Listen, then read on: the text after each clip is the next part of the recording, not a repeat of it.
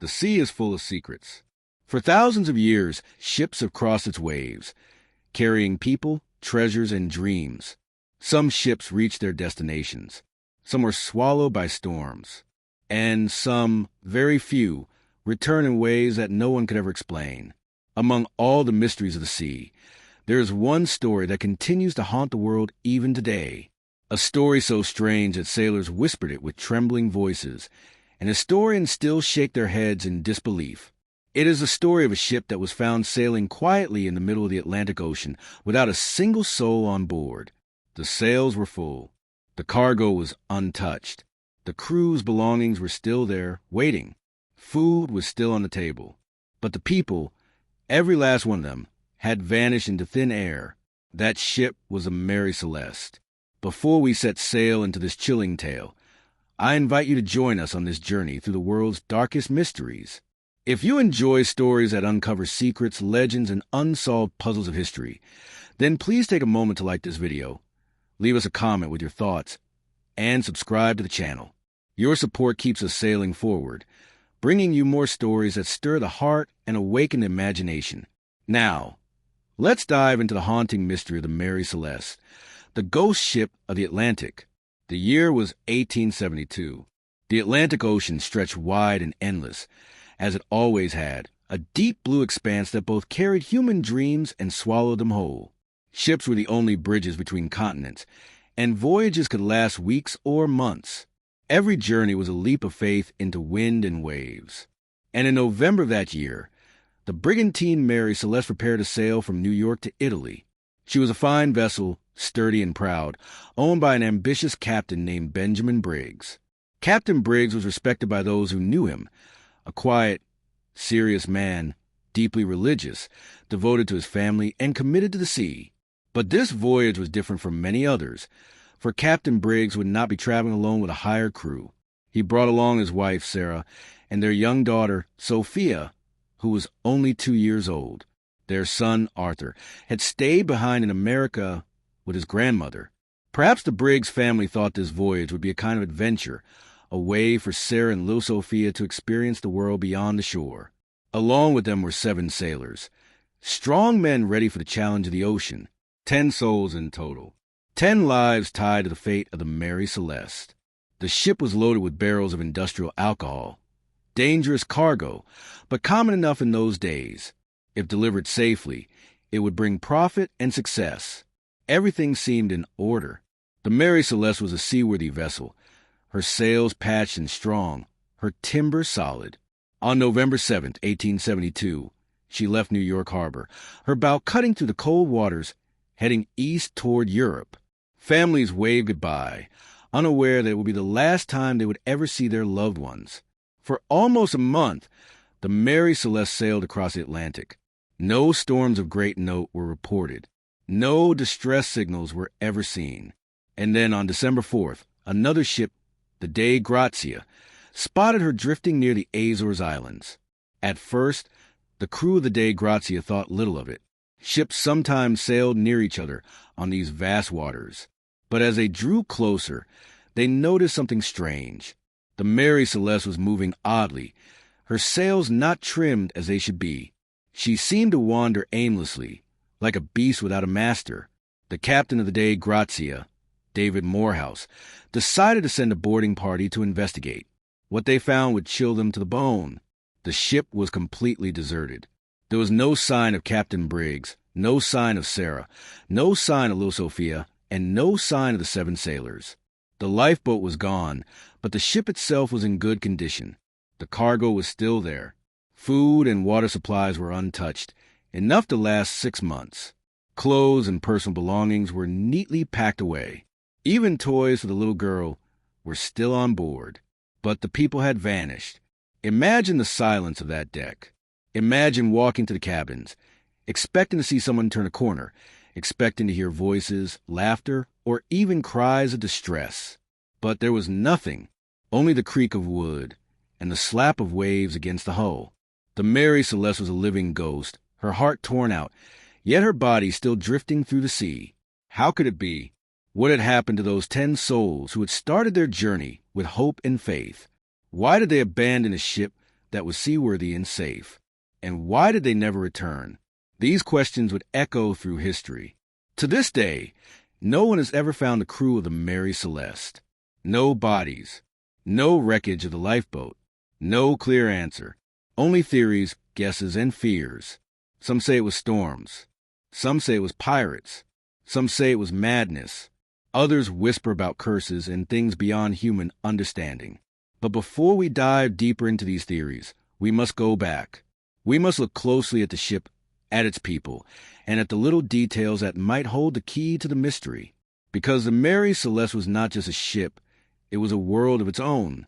Captain Briggs, as we said, was a man of deep faith. He believed strongly in God and often read the Bible to his crew. He did not drink, and he did not allow drinking on his ship, despite carrying alcohol as cargo. His wife, Sarah, was described as gentle and graceful. She was devoted to her husband and happy to be with him, even on the dangerous waters of the Atlantic. Their little daughter, Sophia, was said to be playful and full of life, bringing laughter to sailors who often missed their own families at sea. The crew, too, seemed trustworthy. They were mostly German and Scandinavian sailors, chosen carefully by Briggs. They were not known for trouble, and there were no reports of quarrels. In fact, those who investigated later found no signs of struggle or violence on board. The Mary Celeste on the surface showed no scars of battle, no broken locks, no blood, nothing to suggest mutiny or attack. So why did the ship end up abandoned? And where did everyone go? The mystery deepens when we consider the logbook. The last entry was dated November 25th, 9 days before the ship was discovered. In that entry, there was nothing unusual, only a routine note about the ship's position and weather. The Mary Celeste was about 400 miles from the Azores. Nothing in the words of the captain suggested fear, danger, or panic. It was as if life went on as normal, until suddenly it didn't. Imagine the moment. A ship full of life one day, empty the next. 10 souls gone, their laughter and footsteps erased from the decks. It was as if the ocean had swallowed them whole, leaving behind only silence. This was only the beginning of the mystery, and soon the world would start to ask questions. What had happened to the Mary Celeste? Why was the lifeboat missing? And why would anyone leave behind a perfectly safe ship for a small boat in the open ocean? The mystery was about to unravel into 1,000 tangled threads, each theory more haunting than the last. The ocean is a place of silence, but it is never still. The wind whispers across the waves. The sails groan as they catch the air. The wood creaks as the ship moves, alive in its own way. For weeks, the Mary Celeste had carried her crew across the Atlantic, and for weeks, everything seemed normal. Captain Briggs wrote in his log, recording their position, noting the weather, marking the slow passage eastward. The sea was steady. The crew was strong. The cargo was safe. From the outside, it seemed like a simple voyage, a crossing like so many others. But history would soon remember it as anything but ordinary. The last known log entry was written on November 25th, 1872. The Mary Celeste was about 400 miles from the Azores Islands, a place where ships often passed on their way toward Europe. The entry said nothing of fear or danger. It was a calm report, the kind of writing a captain might do with his wife and daughter nearby, with no thought that would be his last words to the world. After that, the log fell silent. The pen was never lifted again. 9 days later, the British ship De Grazia spotted her. Captain David Morehouse stood on his deck, gazing at the distant sails. At first, he thought it was just another vessel, crossing the sea like his own. But the more he looked, the more he felt something was not right. The Mary Celeste did not move as a guided ship should. Her sails flapped in disarray, as though no one had cared to trim them. She swayed oddly, like a wandering spirit without purpose. Morehouse knew Captain Briggs personally, though not closely. They had dined together once in New York before their voyages. He respected the man and his reputation. Now he watched the ship drift uneasy, as if it were calling out across the water without words. He ordered a small boat to be lowered, and a few men rowed toward the Mary Celeste. The sea slapped against the sides of their boat, and the closer they drew, the stranger it felt. The ship looked sound. No holes, No broken masts. No black scars of fire. From the outside, she looked alive, but as they climbed aboard, silence swallowed them. Imagine stepping onto a ship that should be full of life. 10 people, laughter, voices, movement, yet finding none. Only the creak of timbers, the flap of sails, and the endless wash of waves. Every step echoed too loudly, as though the ship itself had become a hollow shell. The men searched. They found the captain's cabin neat and orderly. His clothes were folded. His wife's dresses still hung in place. Little Sophia's toys were carefully kept, waiting for hands that would never return. The food stores were untouched, enough to last 6 months. The cargo of alcohol barrels was still secured, though later some would claim a few barrels were empty, perhaps because of leakage. The crew's personal belongings were still there: pipes, boots, journals. Nothing was taken. Nothing was disturbed. Yet there was one glaring absence. The lifeboat was gone. The ropes that held it were cut cleanly, as if the people had left deliberately. But why? Why leave a strong, seaworthy ship for a small boat that would be at the mercy of the ocean? Why abandon safety for danger? The lifeboat was never found. The people were never found. The men of the Dei Grazia were unsettled. They felt as if eyes were watching them. Though the decks were empty, they spoke in whispers, as if raising their voices would disturb something that still lingered in the air. But they had to decide what to do. The Mary Celeste was drifting, and maritime law allowed them to bring her to port for salvage rights. It was a dangerous task, sailing 2 ships with too few men, but they did it. Slowly, carefully, they guided the Mary Celeste toward Gibraltar. When they arrived, the story exploded. Newspapers called it the ghost ship. Sailors spoke of curses, of omens, of spirits that walked the sea. The authorities began an investigation, determined to find out what had happened. Surely, they thought, there must be a human reason, a crime, a mutiny, something they could name. But the deeper they looked, the stranger it seemed. The investigators searched every inch of the Mary Celeste. They checked the hull. No damage that would force abandonment.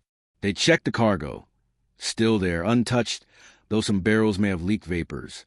They checked the cabins, neat, undisturbed, no sign of violence. Even the captain's sword was still in place, without blood or mark. The theory of piracy was dismissed. No valuables were stolen. The ship itself had not been harmed. Pirates did not leave treasures behind. Mutiny seemed unlikely, too. The crew had left their possessions, and there was no sign of struggle. Why would they abandon everything for a tiny boat, never to be seen again? Some wondered about storms. Could a sudden squall have forced them off?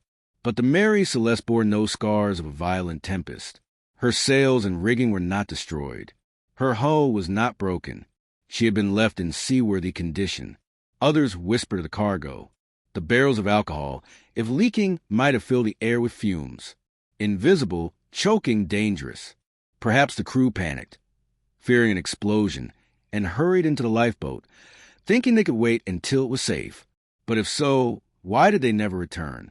The ship was found intact, not burned, not blasted apart. Did they miscalculate?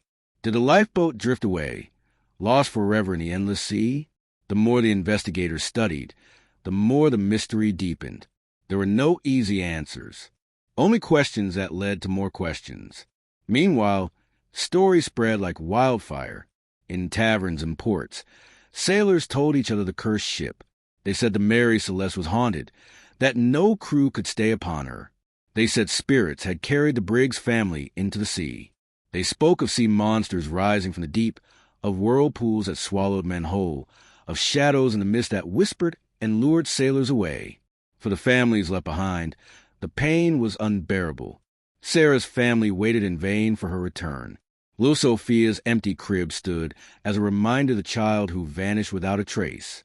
Captain Briggs's son, Arthur, would grow up without his parents or his sister, left only with the echo of their memory. The Mary Celeste herself was eventually sold and sailed again. Those sailors whispered that she carried a curse. For years afterward, her name would bring shivers. She drifted through history, a symbol of mystery and fear. Eventually, she was wrecked on a reef and destroyed, but her story never sank. It still floats, stronger than the ship itself. And so, The Mary Celeste was left with the pages of history, an unsolved puzzle, a riddle written in waves and silence. To this day, no one knows what happened to those 10 souls. They sailed into the unknown and never returned. But the world has never stopped asking. What happened on that lonely voyage in 1872? Why was the ship abandoned? And what secrets did the ocean keep that night? Theories would grow. Some would sound reasonable. Others would sound like the stuff of nightmares. But all of them would share one truth: no one really knows. The Mary Celeste became more than a ship. She became a ghost, a reminder that the sea keeps her secrets, and sometimes she never gives them back. The human mind does not like empty spaces. It does not like questions without answers. When faced with silence, it fills it with stories, with possibilities, with fears. And so, when the Mary Celeste was found drifting without her crew, the world began to imagine.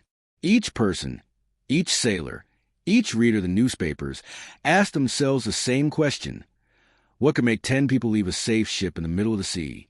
The answers, though many, all carried the same haunting truth: no one really knew. One of the earliest and most common theories was that of a sudden storm. Perhaps, some said, a waterspout had appeared, a violent column of water rising like a tornado from the sea. Such a thing could frighten even the bravest sailors.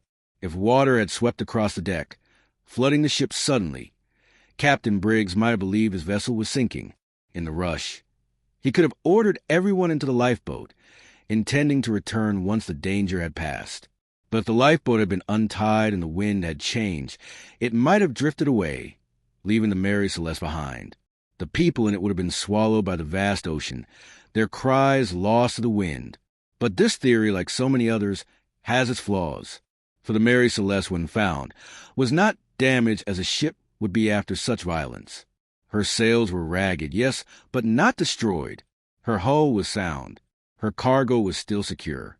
She was not sinking. She had not been battered into ruin. She was alive, strong, waiting. So why would her people have left so quickly? So finally, others turned to darker thoughts. Pirates. The Atlantic was not always a safe place. Bands of raiders sometimes prowled its waters, looking for easy prey. Could pirates have come, stolen the crew, and left the ship behind? At first, this seemed possible. But then the facts argued against it. Pirates take treasure.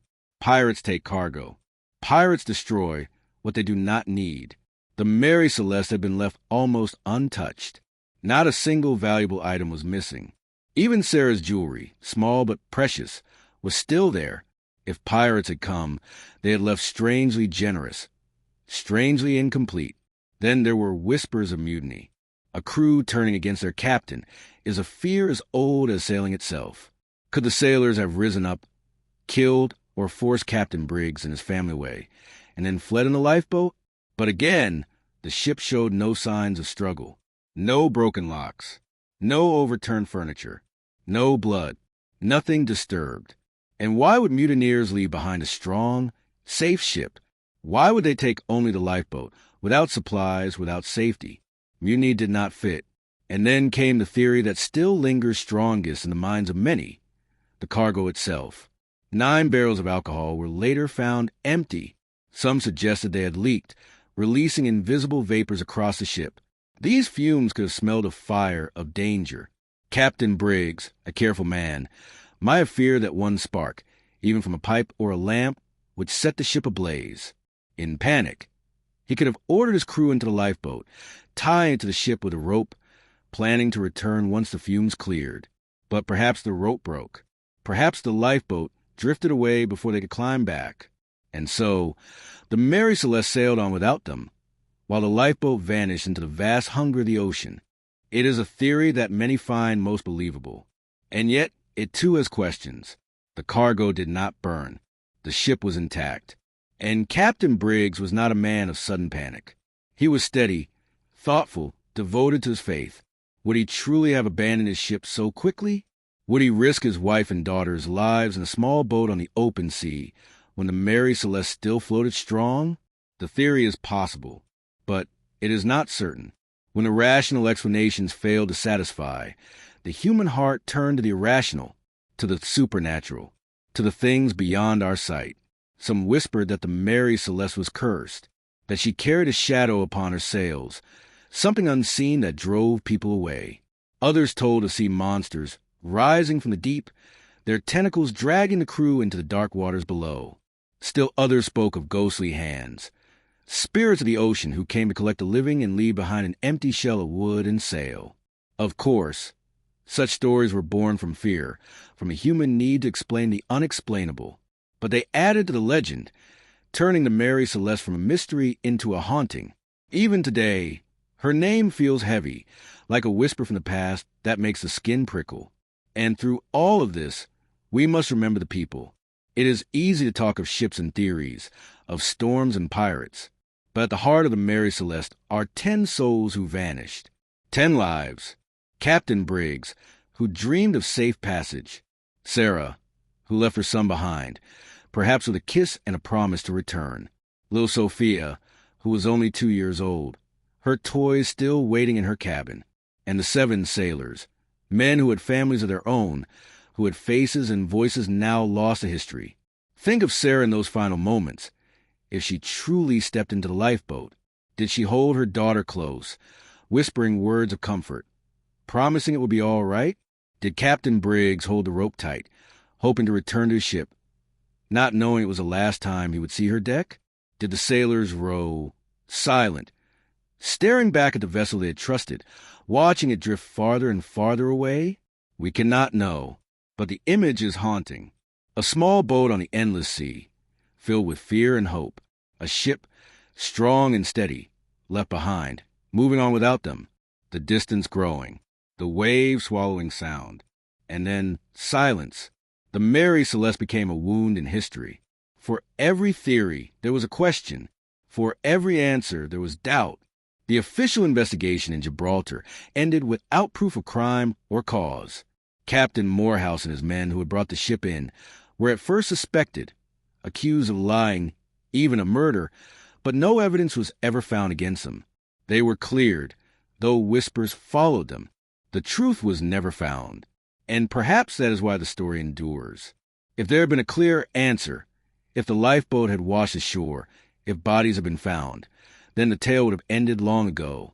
But the silence, the emptiness, the unanswered questions gave the Mary Celeste a life of her own. She became a legend, a ghost ship drifting forever in human memory. Years passed.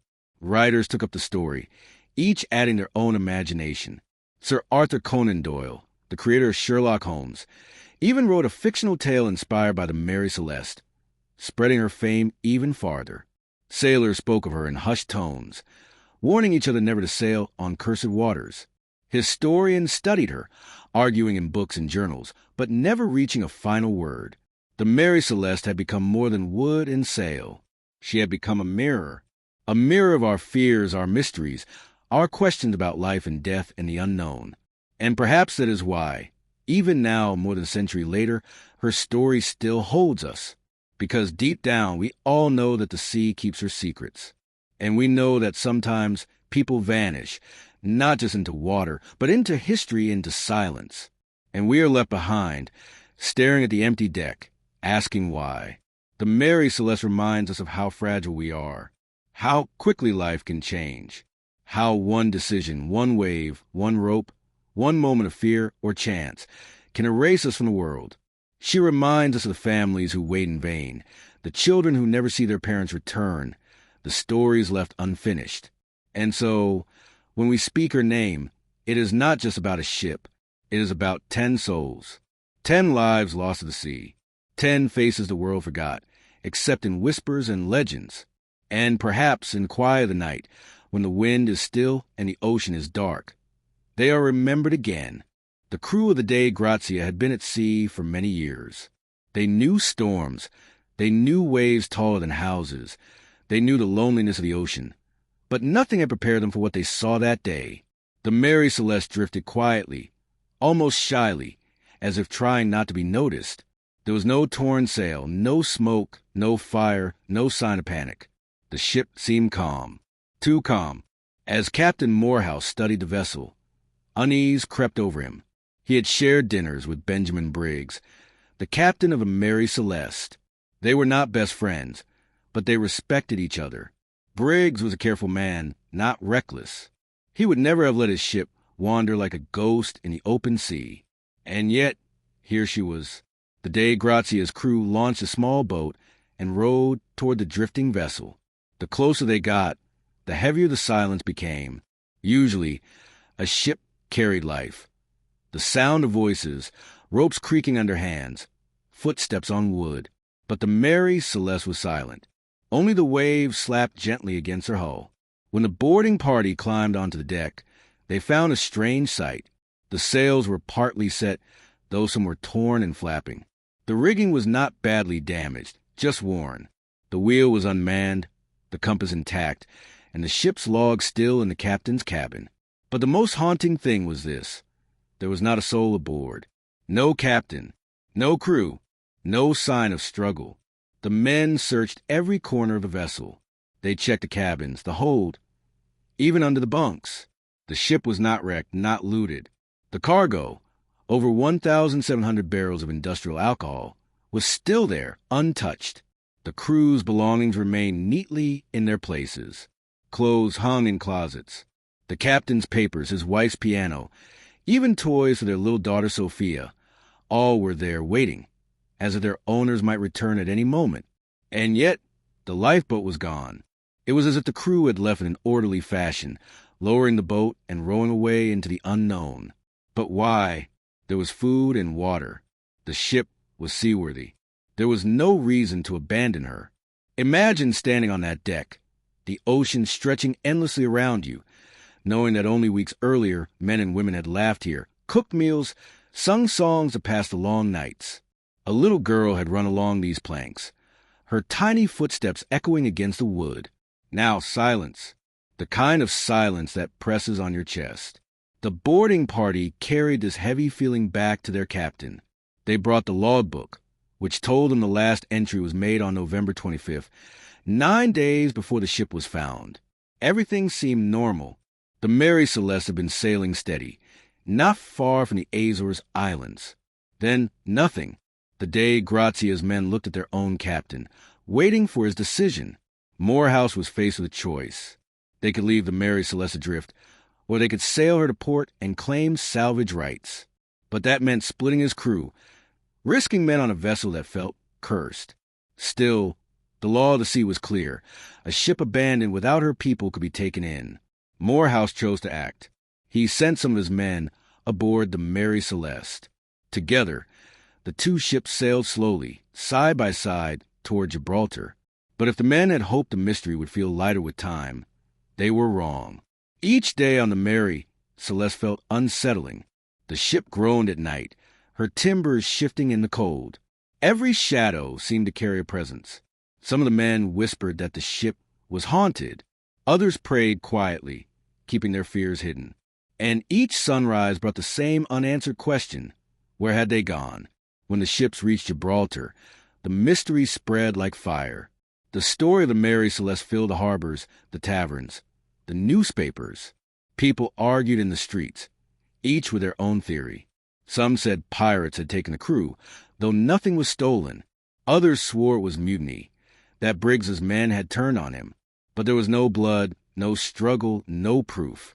Some spoke of storms that left no mark, or giant sea creatures that dragged people into the deep. And a few whispered darker things. Forces beyond nature, beyond reason. The official investigation found nothing conclusive. Yes, the ship had carried barrels of alcohol, and yes, some had leaked. Could fumes have filled the air, sparking fear and explosion? Had Captain Briggs ordered everyone into the lifeboat, planning to return once it was safe? If so, why had they never come back? Where had they gone? To this day, no one knows. The Mary Celeste would sail again with new crews, but she never escaped her shadow. Sailors feared her. She was said to be cursed. And eventually, years later, her story ended on the reefs of Haiti, where she was wrecked and left behind.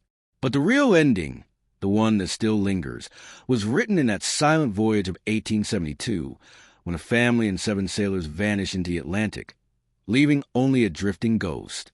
Even now, as you listen, the questions remain. Did a storm strike suddenly, forcing them into the lifeboat? Did fear of fumes make them flee, only to be lost at sea? Was it something stranger, something we cannot explain? No answer satisfies the heart. What we know is this. A man, his wife, his little girl, and 7 others were swallowed by the sea, leaving behind a story that still chills the soul more than a century later. And perhaps that is why the tale of the Mary Celeste never fades. Because it is not just about a ship. It is about people, real people, whose laughter, fears, and dreams vanish on the wide Atlantic, leaving only questions carried by the waves. So next time you look out at the endless ocean, remember the Mary Celeste. Imagine her white sails drifting quietly under the sun, carrying a mystery that has never been solved. And if you felt the chill of this story, if you've wondered where they went, don't forget to like this video, share your thoughts in the comments, and subscribe to this channel for more haunting mysteries of history. Because some stories should never be forgotten.